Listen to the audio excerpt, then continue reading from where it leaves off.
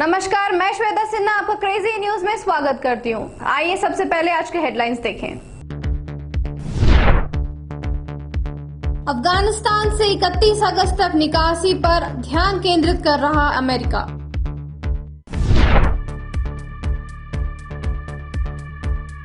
केंद्रीय मंत्री नारायण राणे की गिरफ्तारी के आदेश जारी।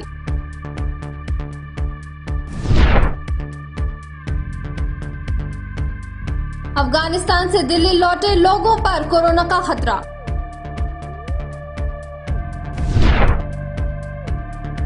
वित्त मंत्री ने लॉन्च किया नेशनल मॉनिटराइजेशन पाइपलाइन। एसेट्स बेचकर सरकार जुटाएगी 6 लाख करोड़।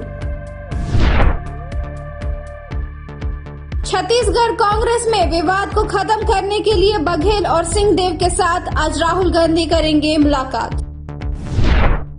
बाइडेन प्रशासन ने सोमवार को कहा कि वह अफगानिस्तान से लोगों को निकालने के अभियान को 31 अगस्त तक पूरा करने पर ध्यान केंद्रित कर रहे हैं।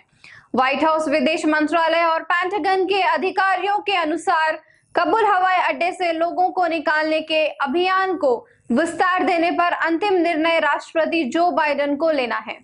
राष्ट्रीय सुरक्षा सलाहकार जैक सुलिवन ने व्हाइट हाउस में आयोजित संवाददाता सम्मेलन में कहा कि यह प्रक्रिया किस प्रकार से आगे बढ़ेगी, इस पर अंतिम निर्णय सिवाय राष्ट्रपति के और कोई नहीं ले सकता। तालिबान द्वारा तय की गई 31 अगस्त को समय सीमा पर पूछे गए सवाल के जवाब में सुलिवन ने ये कहा, काबुल हवाई अड्डे पर अभी 5800 अमेरिकी सेना मौजूद है, जो मुख्य रूप से अपने नागरिकों और 20 वर्ष तक अमेरिका की सहायता करने वाले अफगान नागरिकों को निकालने में लगे हैं। सुलिवान ने कहा, राष्ट्रपति का मानना है कि हम उल्लेखनीय प्रगति कर रहे हैं। दर्जनों उड़ानों में हजारों लोगों को उस देश से निकाला गया है। हमारा मानना है कि आज तथा आने वाले दिनों में हम प्रगति करेंगे और जैसे कि मैंने कहा, वहाँ हर दिन हालात पर नजर बनाए हुए हैं और जैसे जैसे वहाँ प्रक्रिया आगे बढ़ेगी वह फैसला लेंगे। पेंटागन के रक्षा मंत्रालय प्रेस सचिव जॉन किर्बी ने संवाददाताओं से कहा कि उन्होंने तालिबान के प्रवक्ता द्वारा 31 अगस्त के समय सीमा पर दिए गए बयानों को देखा। उन्होंने कहा, मुझे लगता है हम सब उस विचार को समझते हैं। हमारा लक्ष्य ज्यादा से ज्यादा लोगों को जल्द से जल्द बाहर निकालना है। हालांकि हमें खुशी है कि हम कल अधिक संख्या में लोगों को निकाल पाए, लेकिन इस पर हम रुकने वाले नहीं हैं। हमारा ध्यान इस पर केंद्रित है कि महीने के अंत तक हम कितना अच्छा कर लेते हैं। विदेश मंत्रालय के प्रवक्ता नेड प्राइस ने कहा,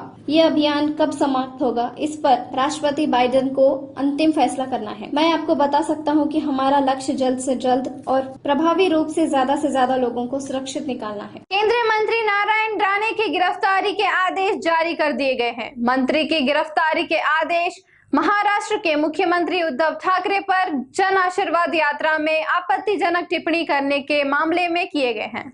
मीडिया रिपोर्ट के मुताबिक केंद्रीय मंत्री की गिरफ्तारी का ये आदेश नासिक पुलिस के क्राइम ब्रांच ने जारी किया है। नारायण राणे पर आरोप है कि उन्होंने मुख्यमंत्री को अपशब्द कहे थे, जिसके बाद शिवसेना ने पुलिस में शिकायत दर्ज कराई गई थी। नासिक क्राइम ब्रांच को चिपलून जाकर केंद्रीय मुख्यमंत्री को गिरफ्तार करने के आदेश दिए गए हैं। बता दें कि जब से नारायण राणे की जन आशीर्वाद यात्रा शुरू हुई है, तब से शिवसेना उन पर आक्रामक है। इससे पहले मुंबई पुलिस ने जन आशीर्वाद निकाल रहे कार्यकर्ताओं के खिलाफ लगभग 22 मामले दर्ज किए गए थे। जानकारी के अनुसार कल जन आशीर्वाद यात्रा कोकड़ के महाड़ इलाके में पहुंची थी। यहां पर नारायण राणे ने एक प्रेस कॉन्फ्रेंस को संबोधित करते हुए सीएम उद्धव ठाकरे को अपशब्द कहे थे। अफगानिस्तान पर तालिबान के कब्जे के बाद से भारत ने अपने नागरिकों को वहां से निकालने की प्रक्रिया तेज कर दी है।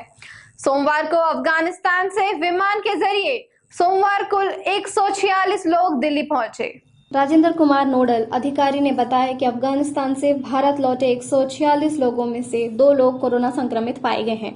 बता दें कि भारत सोमवार को अपने नागरिकों और अफगान सिख तथा हिंदुओं समेत 70 से ज्यादा लोगों को वायुसेना के एक विमान से काबुल से ताजिकिस्तान में दुशेब ले गया, जबकि एक और विमान से जल्द ही इतने लोगों को निकाले जाने की योजना है। इनके अलावा अफगानिस्तान से निकाले गए 146 भारतीय नागरिक कतर के राजधानी से 4 अलग अलग विमानों के जरिए सोमवार को भारत पहुंचे। इन नागरिकों को अमेरिका और उत्तरी अटलांटिक संधि संगठन के विमान के जरिए पिछले कुछ दिन में काबुल से दोहा ले जाया गया था। मामले से संबंधित जानकारी रखने वाले लोगों ने बताया कि अफगानिस्तान पर तालिबान के कब्जे के बाद कबूल में 16 अगस्त से करीब 330 लोगों को दिल्ली लाया जा चुका है। सूत्रों ने बताया है कि दोहा से वापस लाए गए 146 भारतीयों में से अधिकतर पश्चिमी देशों की कंपनियों और संगठनों के कर्मचारी थे जो अफगानिस्तान में काम कर रहे थे। केंद्रीय वित्त मंत्री निर्मला सीतारमण ने सोमवार को नेशनल मॉनिटराइजेशन पाइपलाइन लॉन्च किया।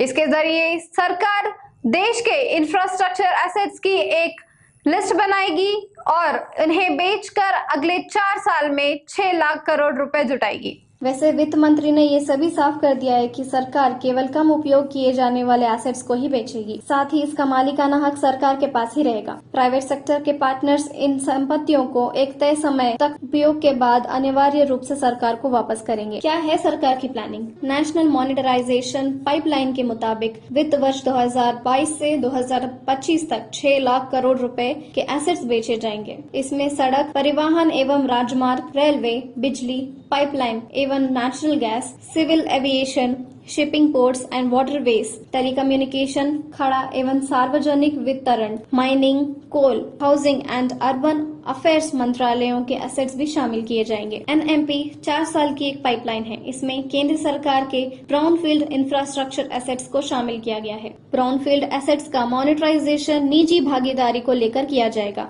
इस प्रक्रिया से हासिल की जाने वाली राशि का इस्तेमाल इंफ्रास्ट्रक्चर निर्माण में किया जाएगा। नीति आयोग के सीईओ के मुताबिक एसेट्स का मालिकाना हक सरकार के पास ही रहेगा और तय किए गए समय के बाद अनिवार्य रूप से इसे वापस करना होगा। 2025 तक नेशनल इंफ्रास्ट्रक्चर प्लान का 14% हिस्सा यानी 6 लाख करोड़ रुपए रेलवे, रोड और पावर से आएंगे। अकेले रेलवे से 26% आएगा। सरकार के मुताबिक इससे निवेशकों को एक तरह की विजिबिलिटी तो मिलेगी ही, साथ ही इससे एसेट की बिक्री को लेकर सरकार का एक माध्यम अवधि का रोड मैप बनकर तैयार हो जाएगा। इसकी प्लानिंग पहले से ही चल रही थी। इसके बजट भाषा में वित्त मंत्री ने कहा है कि नए इंफ्रास्ट्रक्चर के निर्माण के लिए ऑपरेटिंग पब्लिक इंफ्रास्ट्रक्चर का मॉनिटराइजेशन बहुत अहम है। कांग्रेस के छत्तीसगढ़ इकाई में लंबे समय से चल रही गुटबाजी को खत्म करने के प्रयास के तहत पार्टी के पूर्व अध्यक्ष राहुल गांधी मंगलवार को मुख्यमंत्री भूपेश बाघेल और राज्य के स्वास्थ्य मंत्री टीएस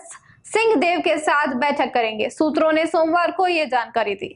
कांग्रेस सूत्रों ने बताया है कि बाघेल और सिंहदेव सोमवार को ही दिल्ली पहुंच गए हैं और मंगलवार को दोनों नेता राहुल गांधी से मिलेंगे। इस मौके पर कांग्रेस के संगठन महासचिव केसी वेणुगोपाल और छत्तीसगढ़ प्रभारी पीएल पुनिया के भी मौजूद रहने की संभावना है। दिल्ली रवाना होने से बाघेल ने रायपुर में संवाददाताओं से कहा, राहुल गांधी जी ने बैठक बुलाई है, गोपाल जी के साथ बैठक है और प्रभारी भी मौजूद रहेंगे। ये पूछे जाने पर कि क्या उन्हें और सिंहदेव को बैठक के लिए साथ बुलाया गया है, तो मुख्यमंत्री ने कहा, ये राहुल जी के ऊपर है कि जिसको भी बुलाएं। मुझे तो ये सूचना मिली है कि राहुल जी के साथ बैठक है। आज के समाचार में बस इतना ही और जानकारी के लिए जुड़े रहें क्रेजी न्यूज के साथ। Audio Jungle.